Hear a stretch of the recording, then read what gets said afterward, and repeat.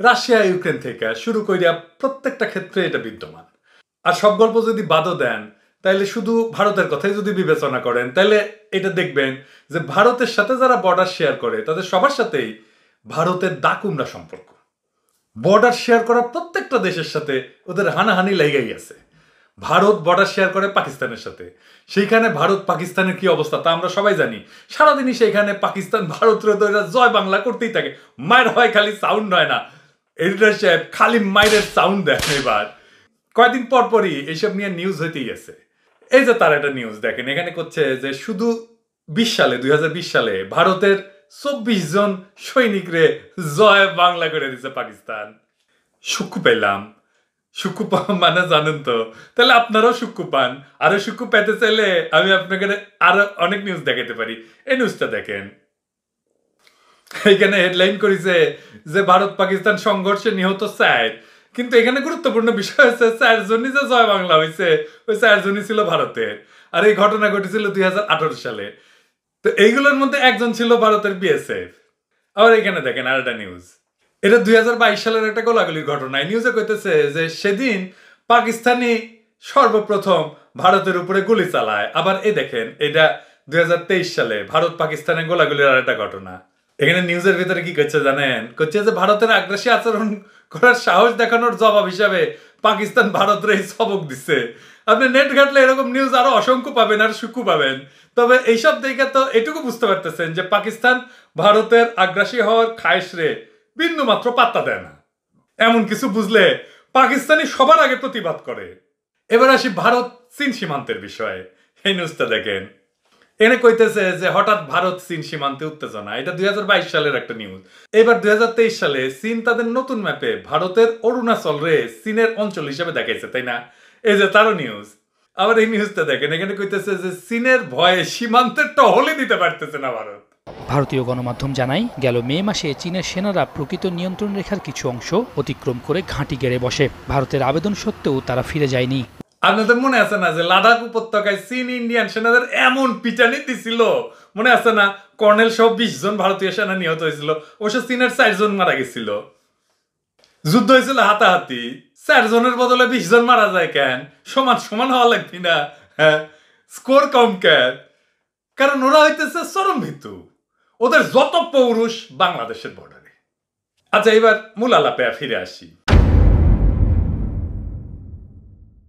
এতক্ষণের এই যে নিউজ থেকে তো এই বিষয়টা পুরোপুরি বুঝে গেছেন যে কোনো দুই দেশের মাঝে দ্বন্দ্বের সম্পর্ক থাকলে উভয় দেশের যে কমন সীমান্ত এলাকায় তার প্রভাব ফেলবেই।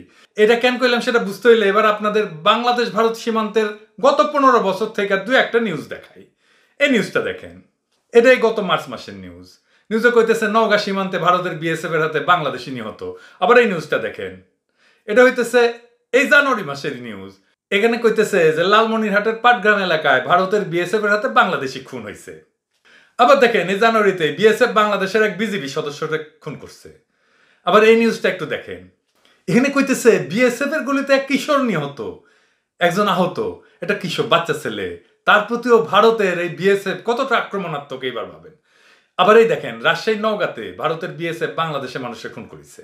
ভারতীয়রা এসে কয় আমরা নাকি ঘৃণা ছড়াই ভারতের বিরুদ্ধে। হ্যাঁ, এগুলো কি করে? গুনে গুনে প্রত্যেক মাসে কতগুলো করে সীমান্তে মারে, মারেই চলতেছে গত 15 বছর ধরে। সর্বশেষ এই নিউজটা দেখেন, এখানে কইতেছে ভারতের বিএসএফ বাংলাদেশের সীমানাতে ঢুকে 2 রাখালরে গুলি করেছে। নিউজ তো দেখলেন, এবার ভিডিওটা দেখেন।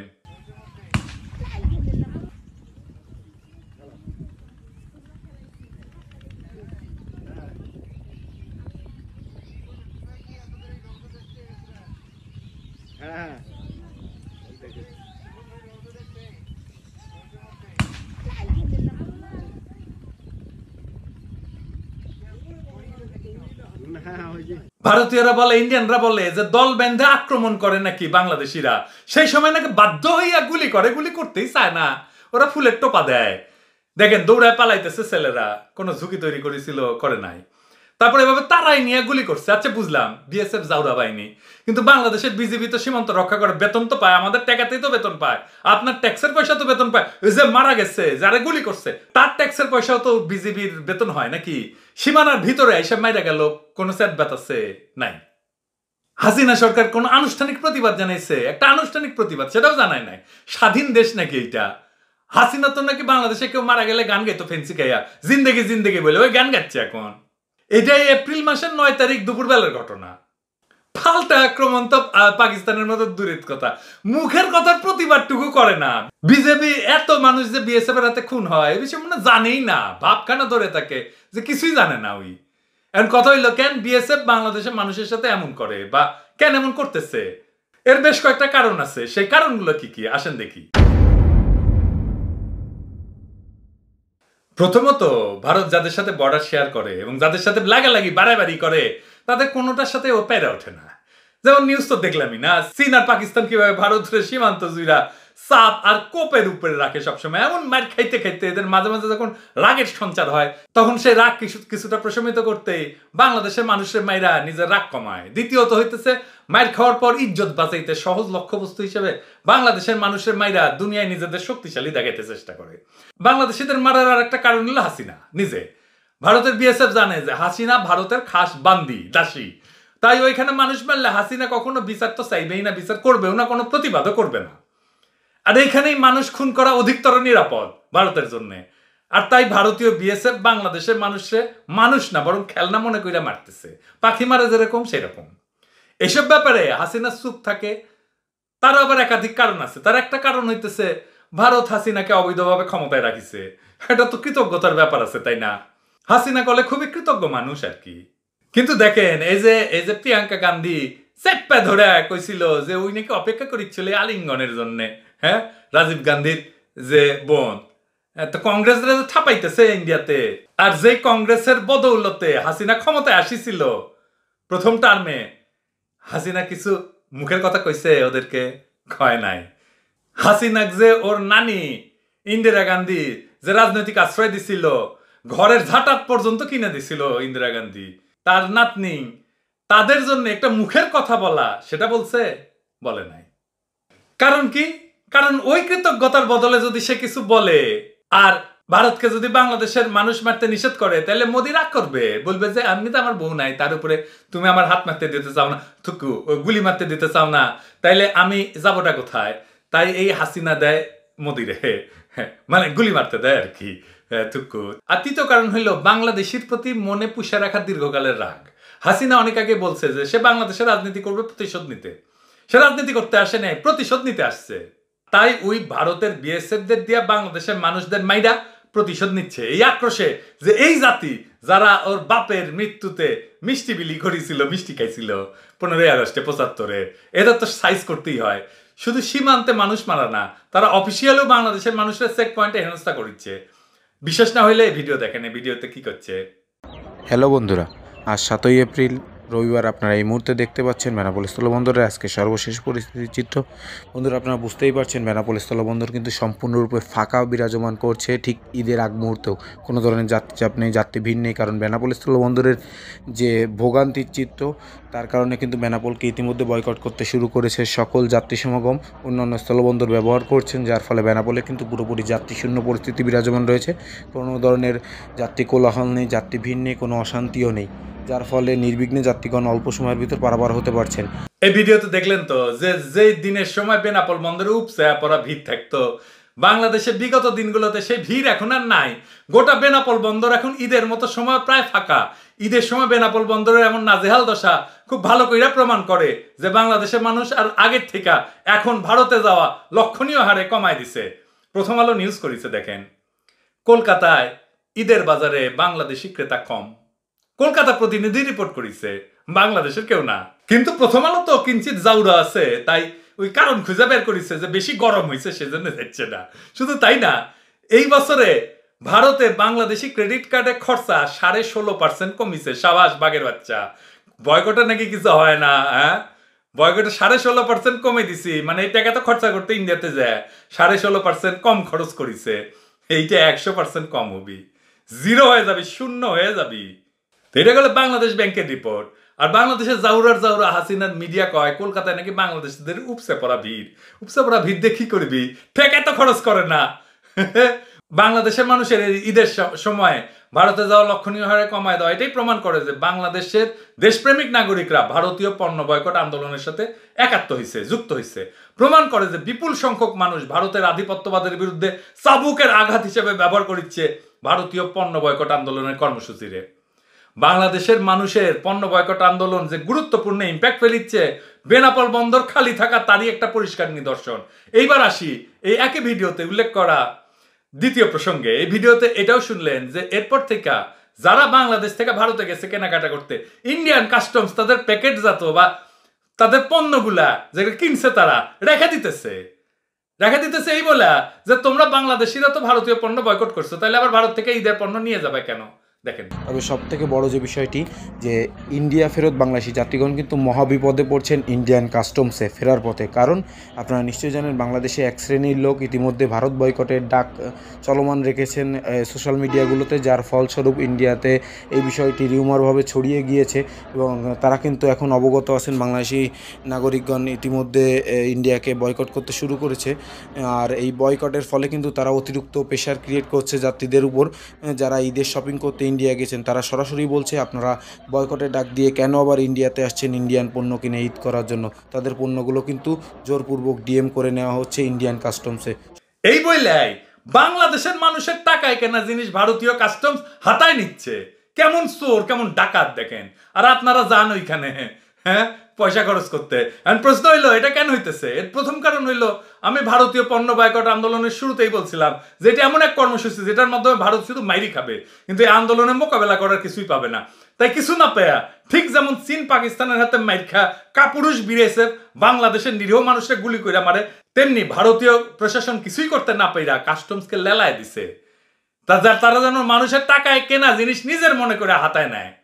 এখানে একটা কথা পরিষ্কার জানায় রাখি যে বাংলাদেশে বিপুল সংখ্যক মানুষ ভারতীয় পণ্য বয়কট আন্দোলনের যেহেতু মনে প্রাণে সমর্থন করে আর এই কর্মসূচি পালন করতেছে, তাই সংখ্যার কাছে এইবার ভারতে যাওয়ায় গুটি কয়েক মানুষ কিছুই না, কিন্তু তারা উপযুক্ত শাস্তি পাইছে। ঠিক হয়েছে, আমরা খুব খুশি হয়েছি। যা কিনতে যা ইন্ডিয়াত, যারা আগে ভারতে যেত ঈদ মার্কেট করতে তারা এবার যায় নাই। সেই ভারত বয়কটকৃত মানুষের সংখ্যার কাছে এই গুটি কয়েক মানুষ গণায় ধরার মধ্যে না। তাই ভারতের কাস্টমস ঘাটির গুহায় ঘাপটি মেরে বসে থাকা দু একটা কাপড় চোপড় নিয়ে রাইখা প্রতিশোধ নিতে চাওয়া বয়কট আন্দোলনের একটা চুলো বাঁকা করতে পারবে না। তাই আমি এই অহেতুক ব্যাপারে আর আলাপ নাইবা দিলাম। আর হ্যাঁ, যারা আগে ভারতে মার্কেট করতে যেতেন এবার ভারতীয় পণ্য বয়কট আন্দোলনের সাথে একাত্মতা প্রকাশ করে ভারতে যান নাই, তাদেরকে অশেষ ধন্যবাদ। আর ভারতের বেনাপোল কাস্টমসরে বলবো এইভাবে অন্যের কেনা কাপড় চোপড় চোর ডাকাতের মতো চুরি করে না বাইরে মুদিরে বল বাংলাদেশের সাথে ব্যবসায়িক সমস্ত লেনদেন বন্ধ করতে, দেখি কেমনে পারিস। বাল শুনের দলগুলা এগুলো করতে পারলেন না বুঝতাম। বাংলাদেশের মানুষের কাছে হকারের মতো জিনিস না বেচাও পেটে খাবার জুতাইতে পারার মতো কিছু করতে পারিস, তা তো কিছুই পারিস না। আর যে দুই একজন ভারতে গেছিলেন গিয়া ভারতীয় কাস্টমসে এমন ঘটনার সাক্ষী হয়েছেন, তাদেরকে বলবো মনে মনে প্রতিজ্ঞা করেন আর যাবেন না। নিষেধ করেছিলাম, শোনেন নাই তো? প্রতিজ্ঞা করেন যে ভারতীয় পণ্যের বয়কট কইরা দাদা বাবুদের ভাতে পানিতে মাইরা এদের সবক দিবেন। বেনাপোল বন্দরে এই সময় আর একটা ভিডিও দেখেন। ঈদের একদম সন্নিকটে এসেও বেনাপোল স্থলবন্দরে আজ দুদিন যাবৎ কিন্তু একদম যাত্রীশূন্য বলাই চলে, তেমন কোনো ভিড় নেই। খুব মুষ্টিমেয় কিছু সংখ্যক যাত্রীগণ পার হচ্ছে, ফার্স্ট আওয়ারে কিছু যাত্রী পার হয়েছে, তারপর থেকে সারাদিন কিন্তু ফাঁকা পরিস্থিতি বিরাজমান রয়েছে। এটাও বেনাপোলের অন্য আরেকটা দিনের ভিডিও। এখানে কইতেছে যেই বেনাপোলে আগে ঈদ উপলক্ষে বাংলাদেশিদের লম্বা লাইন লাগা থাকতো সেই বেনাপোল এখন পুরাই ফাঁকা। শুধু প্রথম ঘন্টা হাতে গোনা অল্প কিছু মানুষ পার হইছে, আর দিনভর ফাঁকা।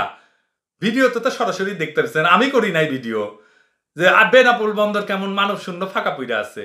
এরপরেও আমাদের বাঙ্গুল্যান্ডের হাসিনা আর মোদির লেসপেন্সাররা কবে যে কেউ নাকি আমাদের বয়কট আন্দোলনে যুক্তই হইতেছে না, কেউ নাকি আমাদের কথায় কানি দেয় না, কোনো ফলোইং নাই, কোনো মর্যাদা নাই, আর ভাঙাচোরা ইংরেজি কয় no idea no idea. Pinaki আমার অসাধারণ প্রিয় মানুষ, কিন্তু আমি তার বিষয়ে অন্য কোনো সমালোচনা নাই। যে সর্বশেষ মনে করেন ভারতের পণ্য বর্জনের কর্মসূচি দিয়েছে, নো আইডিয়া। তারেক রহমান কর্মসূচি দিলেন যে কোর্টে হাজিরা দিবেন না, ট্যাক্স দিবেন না, এটা দিবেন না, সেটা দিবেন না, no idea at all. No idea at all, যে তাদের কথা কেউ কর্ণপাতই করছে না, কোনো মর্যাদা নাই, এই কথার কোনো সামান্যতম ফলোয়িং নাই। নাইমুল ইসলাম, হ্যাঁ এই যে আইডিয়া দেখেছেন, হ্যাঁ কই এখন নাকি আর ইয়েতে আসেন না, টকশে আসেন না, জারি খেয়ে সোজা হয়ে গেছেন না? হ্যাঁ আইসেন আইসেন, সোজা করে রুলারের মতো সোজা করে দেব আমি। আসেন, ধরবো একটা করে আর রুলারের মতো সোজা করে দিব। নো আইডিয়া, হ্যাঁ নো আইডিয়া হান্দায় দিব একেবারে।